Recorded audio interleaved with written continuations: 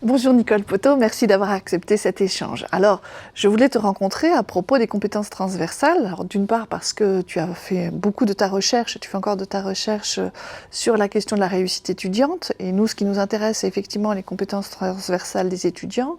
Et puis l'autre raison, c'est que tu t'es beaucoup engagé dans l'Université de Strasbourg pour cette réussite des étudiants.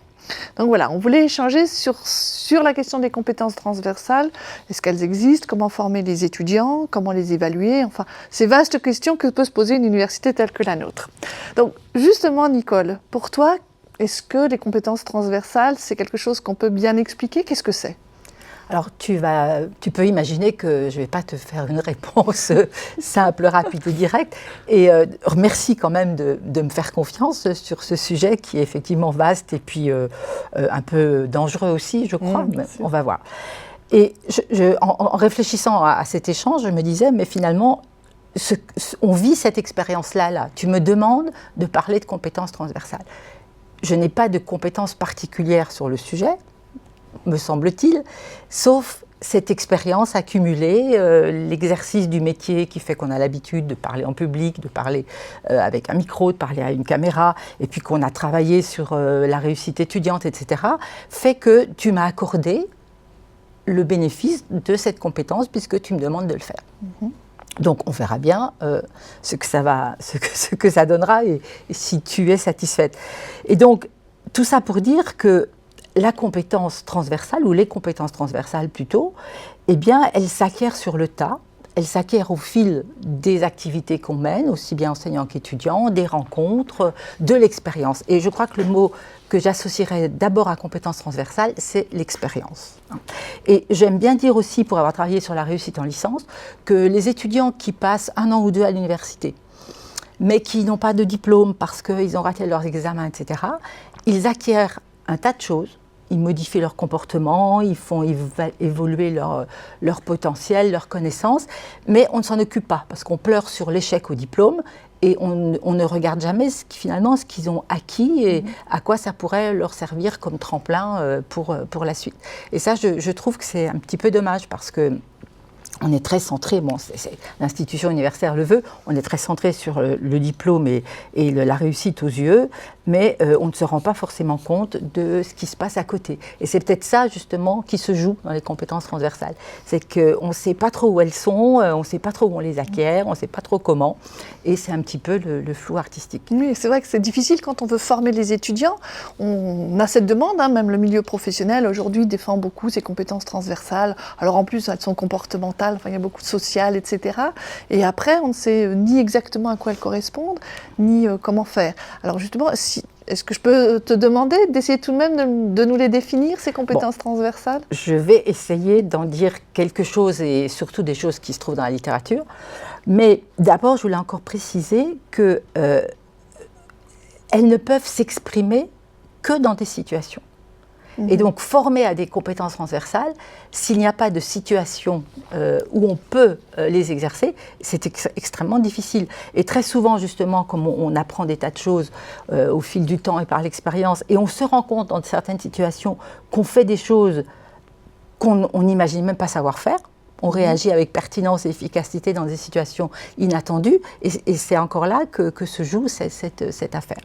Alors, pour essayer de répondre à ta question sur les définitions, alors souvent on les oppose, mais à mon avis c'est exagéré aussi, aux compétences disciplinaires. C'est comme s'il y avait d'un côté les compétences disciplinaires et de l'autre côté les compétences transversales.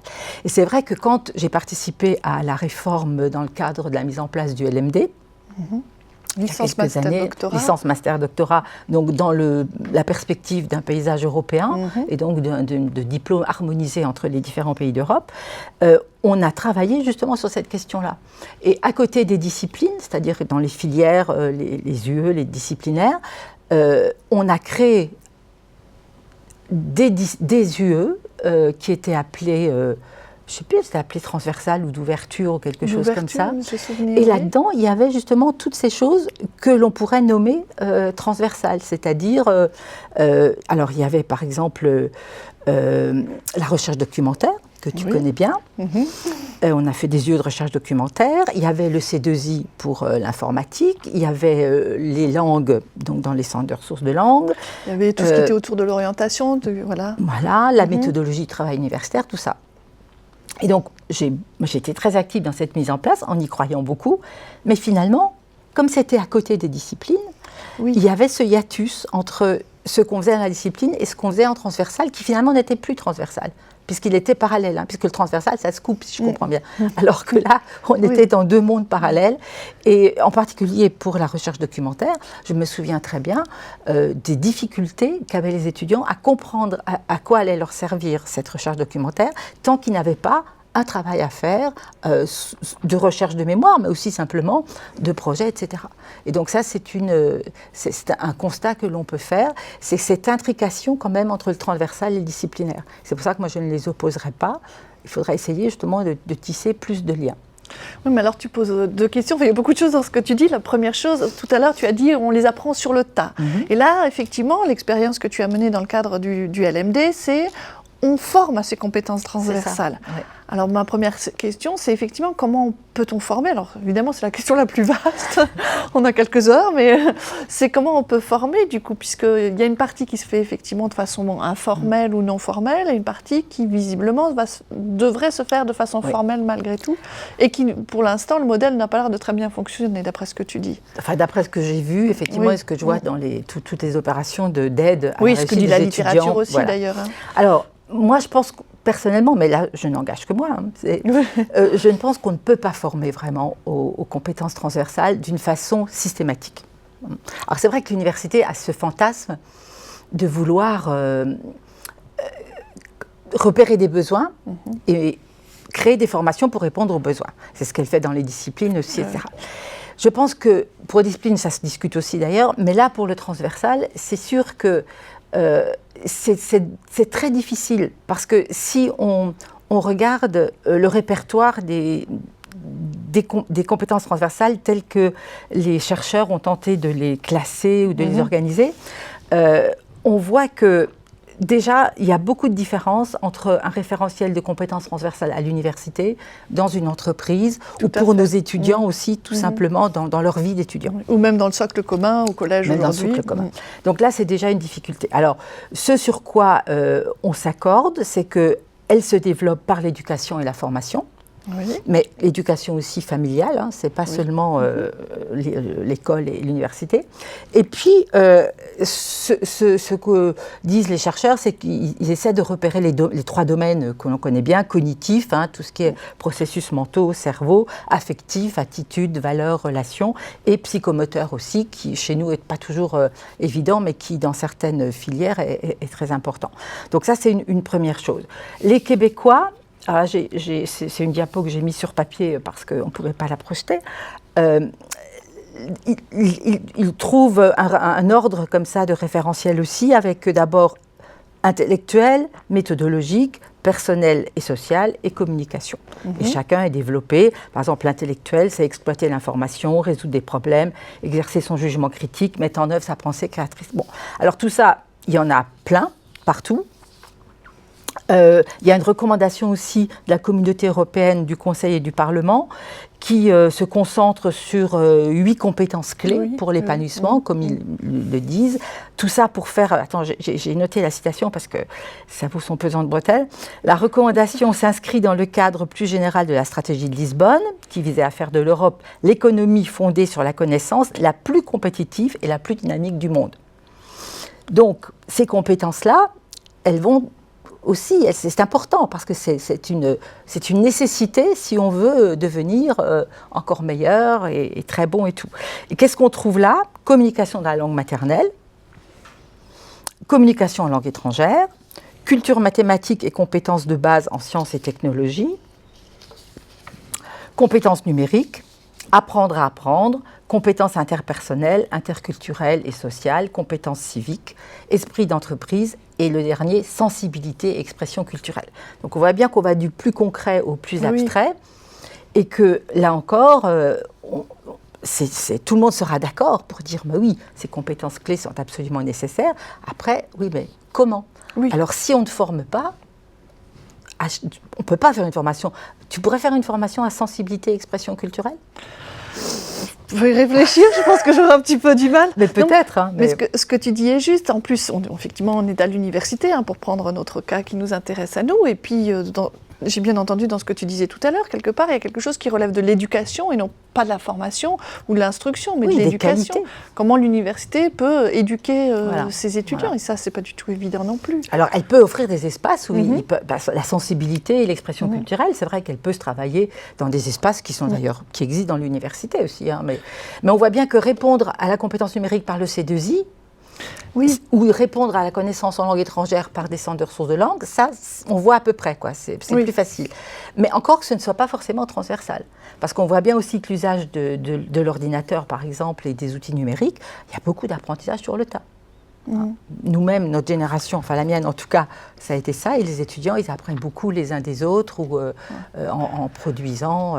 Oui, mais alors effectivement, dans ce que tu dis là, si on prend ou ce que tu disais tout à l'heure sur la recherche documentaire, le C2I, on finit par avoir des compétences transversales qui finalement sont isolées, isolées par rapport à un enseignement disciplinaire ou un enseignement académique, et qui arrive un peu comme un cheveu sur la soupe.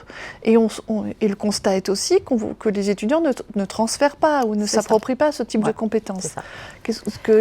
Alors, isolé et implicite, je dirais aussi. Parce que le transfert, c'est vrai, on imagine que ce qui est transversal, c'est commun à beaucoup de disciplines, à beaucoup de situations à l'université. Pour les étudiants, on va dire que les compétences transversales, c'est l'esprit de synthèse, l'esprit critique, savoir communiquer, c'est aussi s'organiser dans son travail. Bon, alors on va avoir des compétences là qui s'apprennent vraiment, effectivement, comme ça, sur le tas, un peu au hasard. Les entreprises, elles vont, je vais quand même faire une parenthèse parce que nous avons aussi des formations professionnelles et que les entreprises, elles vont parler de gestion de stress, sens de l'organisation, savoir déléguer, savoir prendre des décisions, leadership, etc.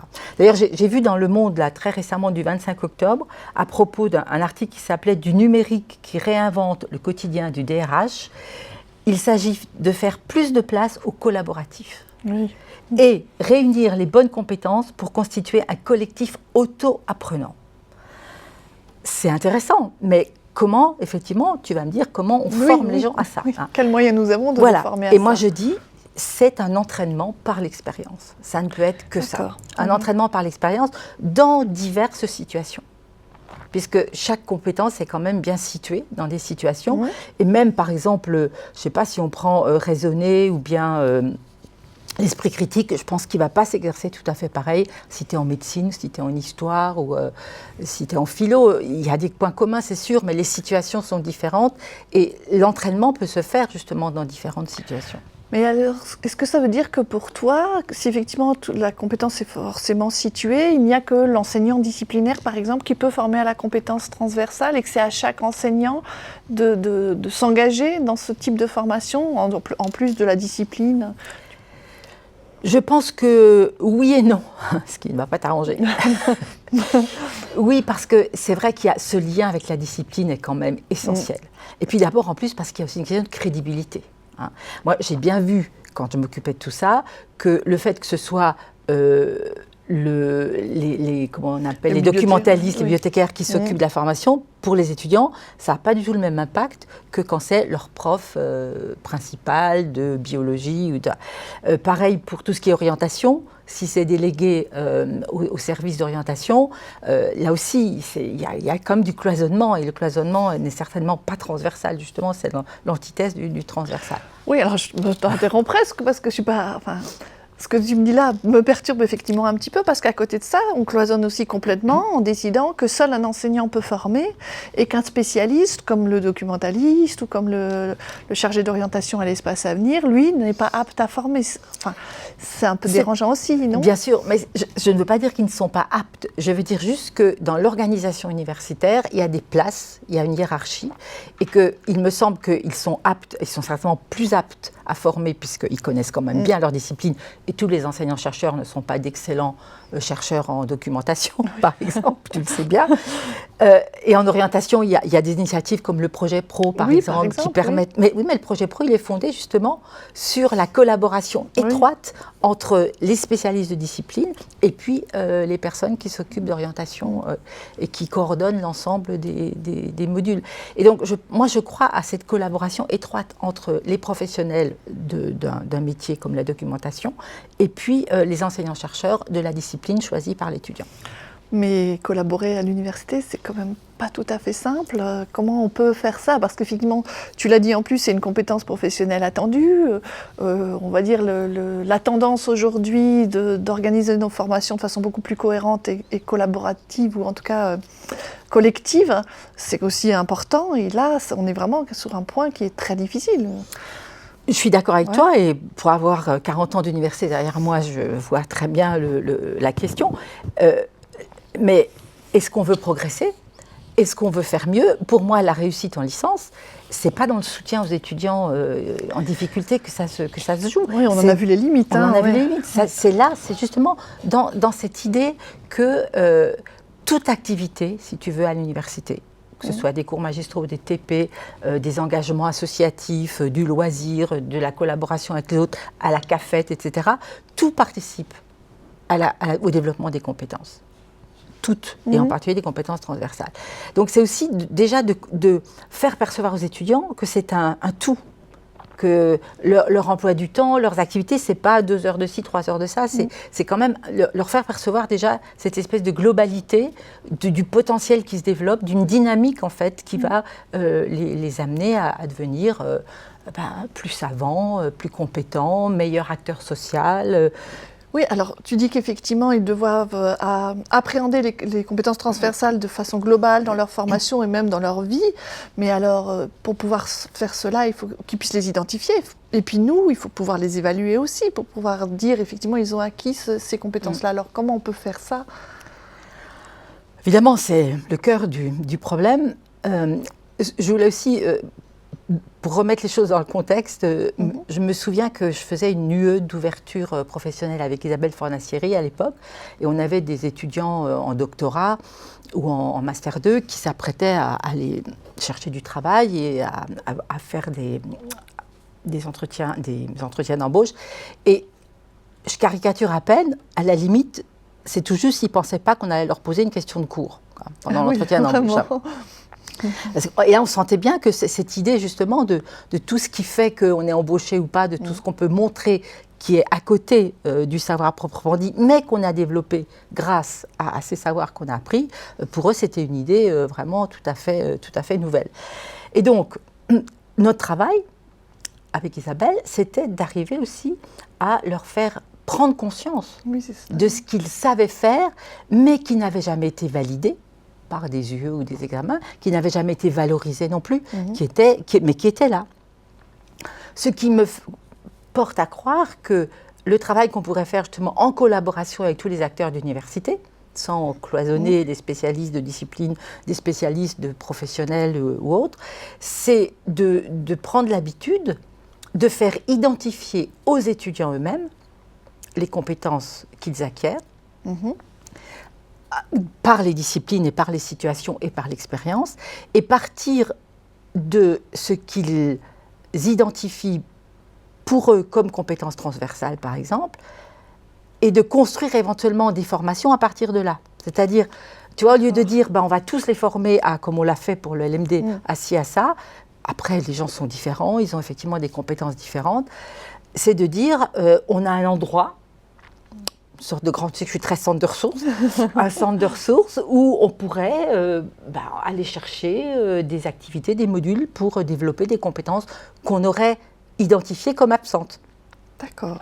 Et de ne pas généraliser. Parce que cette prise de conscience de l'implicite, c'est-à-dire l'explicitation de ce qu'on sait faire en situation, mais dont on n'avait pas conscience, ou bien quand alors il y a toujours les systèmes aussi de carnet de bord, tous les outils de réflexivité aussi. Faire réfléchir sur j'ai appris ça, aujourd'hui j'ai fait ça dans telle situation, donc j'ai appris, je sais pas, une notion capitale en chimie, mais à côté de ça, j'ai aussi appris à travailler avec 3 autres collègues, dont un avait un caractère un peu compliqué et le leadership dans le groupe n'était pas satisfaisant. Enfin, d'avoir comme ça cette espèce de réflexivité constante sur ce qu'on développe et un peu au-delà de la discipline, puisque l'université est quand même très centrée sur les disciplines. Depuis toujours et encore maintenant.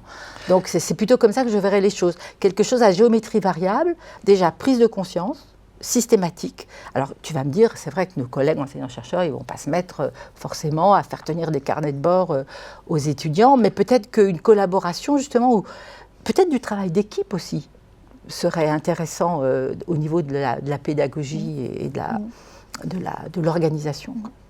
Alors, c'est par rapport à ce que tu dis, moi, ce que je constate effectivement en ce moment, c'est cette tendance quand même des enseignants et des enseignants-chercheurs, quand ils travaillent sur les objectifs d'apprentissage notamment, qui intègrent de plus en plus souvent dans des enseignements très disciplinaires ces compétences transversales. Alors, ils ne les identifient pas forcément directement comme des compétences transversales, mais voilà, quand on les aide à l'IDIP à définir leurs objectifs d'apprentissage pour un module d'enseignement, ils vont dire, je ne sais pas, moi, savoir faire une équation, et puis savoir exprimer le résultat d'une recherche en français correct, ou savoir travailler effectivement en équipe pour un exercice. Et ça, c'est quelque chose qui apparaît de plus en plus souvent, sans que ce soit forcément identifié comme tel. Donc, quand même, c'est effectivement ce sentiment que la culture avance. La question reste pour moi, et effectivement, tu as donné une réponse, c'est est-ce que une maison des compétences clés, par exemple, telle que ça peut être l'idée à Strasbourg, est-ce que c'est une proposition intéressante? Est-ce que, effectivement, moi j'insiste un petit peu, mais je continue à me demander, est-ce que ça doit être dans le cœur de l'enseignement, de la mission de chaque enseignant-chercheur? Est-ce que ça doit être dans une maison des compétences clés, par exemple? Même si j'ai un peu mon avis là-dessus, mais c'est pas moi qui parle, sur le fait qu'on peut jouer, enfin toutes les entrées sont bonnes pour former. Oui, mais tu vois bien que toi-même, quand tu dis une maison, tu fais ça. Oui. Ça veut bien dire qu'on est dans une bulle un peu fermée et que l'étudiant, pour qu'il aille dans la maison faire quelque chose, il faut déjà qu'il ait conscience de ce dont il a besoin et inversement de ce qu'il sait déjà faire. Donc, pour moi, ce qui est important, je crois, c'est travailler effectivement, par exemple, avec l'IDIP, avec les enseignants, pour qu'eux-mêmes aussi prennent conscience. Parce que, tu vois, je parlais du projet pro tout à l'heure. Au début, quand on a proposé aux enseignants-chercheurs d'animer le projet pro, ils ont pour la plupart, dit « Ah, mais je ne sais pas faire, moi ». Alors qu'en fait, la démarche du projet pro, c'est une démarche de recherche que tout enseignant-chercheur sait faire. Mais dans leur imaginaire, c'était « Ah non, ça, c'est pas moi. Projet pro, c'est pas moi ». Et on est tous comme ça, on a tous des compétences qui sont, on appelle ça aussi les cursus cachés. Oui, tout à fait. Oui. Tout ce que les gens finalement apprennent sans qu'on leur enseigne jamais, finalement. Et parfois, c'est plus important que ce qu'on leur enseigne, dans certains cas aussi. Et alors, oui, ce que je voulais dire pour l'IDIP et ce que tu disais, je crois que ce qui est très intéressant pour moi sur cette question d'évaluation des compétences transversales, c'est les approches programmes. Parce que je pense que dans une approche programme, on commence par se réunir et définir ce qu'on veut que l'étudiant sache faire quand il sort avec son diplôme. Alors en termes de savoir, de savoir-faire, de savoir-être, de relationnel. Et c'est là qu'on peut identifier peut-être des compétences transversales et qu'ensuite on dise, bon, comment moi, avec mon cours, je participe à ce développement-là, comment toi tu fais pour qu'il y ait comme ça une espèce une harmonie, une communauté de pratique qui aille dans ce sens-là. Ça, il me semble que dans ce qu'on connaît actuellement, que c'est une piste, pour moi, une des pistes les plus intéressantes. Mais d'ailleurs, on retrouve tout ce que tu as dit, le côté système, c'est-à-dire qu'il faut penser la formation de l'étudiant de façon globale, et c'est pas juste ni seulement un enseignement, ni seulement une partie de sa vie, en fait, il se forme tout le temps de façon formelle et informelle. Puis dans ce que tu dis aussi, j'entends fortement que les compétences transversales, c'est pas l'affaire d'une seule personne ou d'un seul métier, que ce soit le spécialiste de la compétence transversale ou l'enseignant-chercheur, que ça va nécessiter effectivement au moins de la mise en cohérence, donc de la concertation et si possible de la collaboration. Donc ce seraient les pistes que tu proposes pour travailler sur cette question-là? Voilà, et dans la maison par exemple, ou comme dans un centre de ressources, c'est ouvert. Il y a beaucoup de gens qui passent, beaucoup d'acteurs différents. Il peut y avoir un échange aussi, une formation par les pairs, hein, aussi, qui est très importante. Et c'est alors, ce serait ce système où tout le monde travaille en même temps. Alors, tu vas me dire, ça fait un peu grand bazar parce que c'est le risque. Hein, c'est le risque, parce qu'on voit bien que ces compétences transversales, c'est effectivement un mélange d'un tas de choses, puis aussi de qualité humaine, de qualité personnelle, de valeurs. Enfin bon, il y a énormément de choses. Mais on peut les travailler, à mon avis, ensemble si on part de l'étudiant. Oui, dans ce que tu disais de l'étudiant, est-ce que j'ai aussi bien retenu de l'expérience? Parce qu'effectivement, ce sont aussi des compétences qui vont arriver, ou qu'on va, comme tu le disais, identifier, voire pouvoir travailler à partir de l'expérience. Donc c'est aussi quelque chose C'est transformer son expérience en connaissances, en savoir, en compétences. Mais de vraiment les identifier, les expliciter, les exprimer, et de façon... enfin, c'est ce qu'on appelle la réflexivité aussi. Oui, c'est un beau défi. C'est pas facile parce que l'étudiant a déjà assez du mal à se repérer dans les compétences disciplinaires, enfin dans les enseignements et son cursus, son parcours. Donc c'est vrai que ça met de la complexité qui va peut-être pas être facile de... oui, je suis pas sûre que ça met de la complexité si on aborde tout de la même façon. Parce que ce qu'on fait peut-être trop en ce moment, c'est d'aborder les choses différemment, parce qu'elles ont des statuts différents. Hein, la discipline a quand même toujours son statut hiérarchique et la hiérarchie entre les disciplines, etc. Et moi, je me suis beaucoup occupée aussi à un moment, dans les années 95, du tutorat étudiant, où je formais les tuteurs, etc. Et on voyait bien aussi que dans ce tutorat étudiant, il y avait plein de choses qui se passaient qui étaient très intéressantes, beaucoup d'échanges, beaucoup d'apprentissage, justement, de compétences transversales, sauf quand les tuteurs eux-mêmes se prenaient pour des profs et commençaient à refaire cours. Voilà. Bon, ben ça, c'est boutade, mais c'était quand même aussi un constat qu'on pouvait faire. Ouais. Merci pour tous ces éléments, Nicole. Est-ce que tu as un petit mot de conclusion que tu voudrais nous dire ? Ma conclusion, c'est allez-y, parce que moi maintenant, maintenant je suis un petit peu, je regarde ça un peu du haut de mon balcon et c'est pas désagréable. Je pense que honnêtement, on progresse lentement, c'est sûr, mais on progresse. Et je vois aussi que dans toutes les recherches actuelles qu'on fait, l'important c'est de replacer l'individu dans le système et dans les situations. C'est-à-dire que de plus en plus, et ça moi je trouve que c'est ça le progrès, c'est que ce décloisonnement souhaité commence à se faire parce qu'on remet les choses en situation avec les individus au centre des situations et des expériences qu'ils font. Très bien, merci beaucoup Nicole. Mais avec plaisir.